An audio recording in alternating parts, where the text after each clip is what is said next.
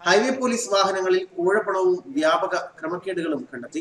Highway police വാഹനങ്ങളെ കേന്ദ്രീകരിച്ച vigilance നടത്തിയ മിന്നൽ പരിശോധനയിലാണ് അനധികൃതമായി സൂക്ഷിച്ച പണം അടക്കം നിരവധി ക്രമക്കേടുകൾ കണ്ടെത്തിയത്. ഭാരം കയറ്റി വരുന്ന വാഹനങ്ങളെ തടഞ്ഞു നിർത്തി പണപ്പിരിവ് നടത്തുന്നതായി ലഭിച്ച രഹസ്യ വിവരത്തിന്റെ അടിസ്ഥാനത്തിൽ ഇന്നലെ പുലർച്ചെ 2 മുതൽ സംസ്ഥാനത്തെ 47 ഹൈവേ പോലീസ് വാഹനങ്ങളിലാണ് വിജിലൻസ് മിന്നൽ പരിശോധന നടത്തിയത്.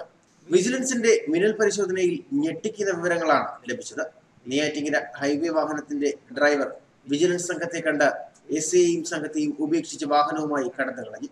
പിന്നീട് വിജിലൻസ് സംഘം വിളിച്ചു വരുത്തി പരിശോധിച്ചെങ്കിലും ഒന്നും കണ്ടെത്താനായില്ല. ഈ സമയത്തിനിടയിൽ വാഹനത്തിൽ നിന്നും പണവും മറ്റും മാറ്റിയതായാണ് വിജിലൻസ് അധികൃതർ പറയുന്നത്. ചില വാഹനങ്ങൾ ഹൈവേയിൽ നിന്ന് ഇടറോഡുകളിലേക്ക് മാറ്റിയിട്ട് പോലീസുകാർ ഉറങ്ങുകയായിരുന്നുവെന്നും തൃശൂർ വടക്കാഞ്ചേരി വാഹനത്തിലെ സബ് ഇൻസ്പെക്ടർ മദ്യപിച്ചിരുന്നു. വാഹനങ്ങളിൽ നിന്ന് പോലീസ് പിടിച്ചെടുത്ത ഡ്രൈവിംഗ് ലൈസൻസ്, ഡ്രൈവർമാരുടെ ആധാർ കാർഡ് തുടങ്ങിയവയും കണ്ടെത്തി. മലപ്പുറം വഴിക്കടവ് റൂട്ടിൽ പെട്രോളിംഗ് വാഹനത്തിൽ നിന്നും 4222 രൂപയും, ആലപ്പുഴ ഓച്ചിറ റൂട്ടിൽ വാഹനത്തിൽ നിന്നും 2500 രൂപയും സിഗരറ്റ് പാക്കിൽ ഒളിപ്പിച്ച നിലയിലും കണ്ടെത്തി.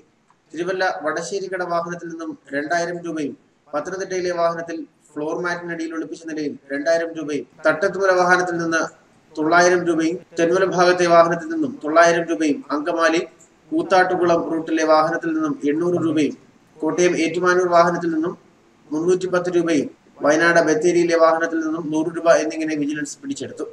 കരുനാഗപ്പള്ളി, പുതുകാവ്, തിരുവനന്തപുരം, കഴക്കൂട്ടം, കോഴിക്കോട്, കൊയിലാണ്ടി, മലപ്പുറം എന്നിവിടങ്ങളിലെ വാഹനങ്ങൾ റൂട്ടുകളിൽ നിന്നും മാറ്റി ഇടറോഡുകളിൽ പാർക്ക് ചെയ്ത പോലീസുകാർ ഉറങ്ങുകയായിരുന്നു.